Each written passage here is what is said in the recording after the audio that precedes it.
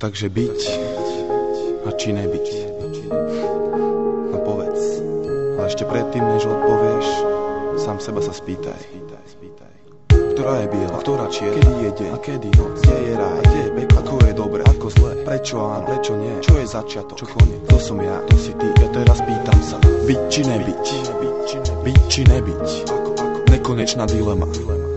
Presne tá, ktorá je tu odjak živá, prežíva aj naďalej v nás nájsť dôkaz. Zaraz za čas objaví hlas, ktorý zahalí ťa otázkou. A to je sieť, z ktorej cesty späť nie. Ty preto odpovedáš a podľa odpovede dostávaš karty a hráš. Smer si vyberáš, pričom priama a široká je cesta, končiaca peklom a úzka a kľúkatá je tá, ktorá smeruje za svetlom. No a keďže ani minca nepadá na hranu, preto aj ty musí zvoliť svoju stranu, len tebou vytvorenú a tiež tebou zastávanú. Pretože každý z nás sám si je tu súdu zdrojcom, života tvorcom a myšlienok vládcom.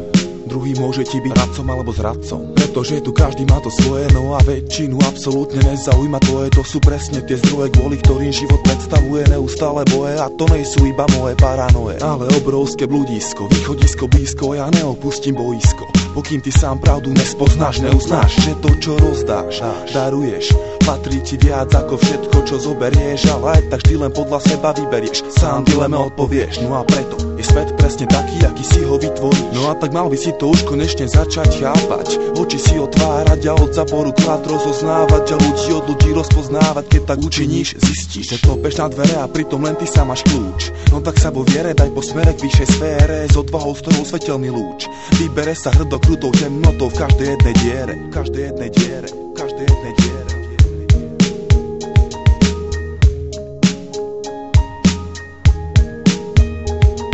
Ľudská myseľ ako to miesto nekonečných súbojov, opačných pólov, protikladov.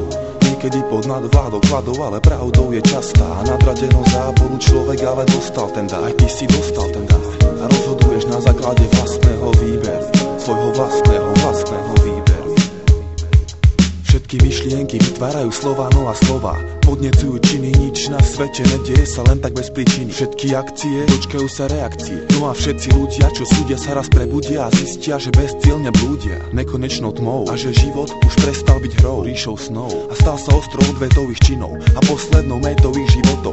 Sami sebe stali sa Achillovou petou, zasiahnutou práve touto vetou, že každý raz dočká sa plodov a následky bude musieť znášať. A preto snaž sa farbu vnášať do životov iných, sivých, tých druhých, ktorých myšlienok zmocnila sa moc za majetok. Oni dokážu bez výčitok do huby ti schať a na druhý deň brata bude hrať, ale keď potrebuješ niekoho po boku mať, za chrbtom stáv, vtedy kamoš sa ti otočí, odbočí a zaútočí na lepšie postavenú osobu. Pre vlastnú potrebu a spotrebu dokáže divy, vtedy vie byť milý, plný síly a v každej chvíli ochotný na pomoc prísť, stále v ústrety výsť. Ty stal si sa Bohom a on je tvojim oddaným sluhom.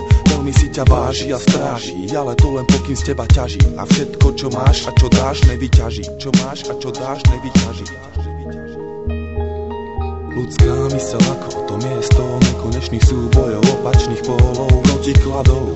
Niekedy pod nadvládou kladov, ale pravdou je častá nadradenosť záporu. Človek ale dostal ten dar, aj ty si dostal ten dar a rozhoduješ na základe vlastného výberu, svojho vlastného výberu. Takže tu a teraz pýtam ťa do vyššej ríše, ďaleko za hranicami skutočnosti, svet bez rozdielností, ktorý bol vytvorený za účasti predstavivosti dvoch bytostí, ktorým ale vypomohla fantázia, vrcholná dimenzia človeka a vďaka nej preniká tu teraz do vašich uší a duší invázia pravdy, explózia slov, ktoré prekonali hradby, vystavané myslou a stali sa zmyslom, podstatou vašich životov a tiež aj príčinou činov, ktoré postupne vykryštalizovali do spolupráce, kedy spojili sa častice z ulice do ucelenej dvojice diel. Jeden cieľ, a to preskočiť stereotypom vytvorené hranice a nájsť tamto miesto, kde len myšlienka je stavebný kameň, nekonečný prameň a plameň, ktorý dokáže ničiť alebo tvoriť. Musíš zvoliť, čo robiť, hovoriť, ako žiť a vôbec prežiť. Byť či nebyť. No tak čo? Našiel si odpoveď? Ak áno, no tak povedz. Kde je vlastne rozdiel medzi tebou a mnou, medzi svetlom a tmou? No a to je presne mojou nekonečnou dilemou.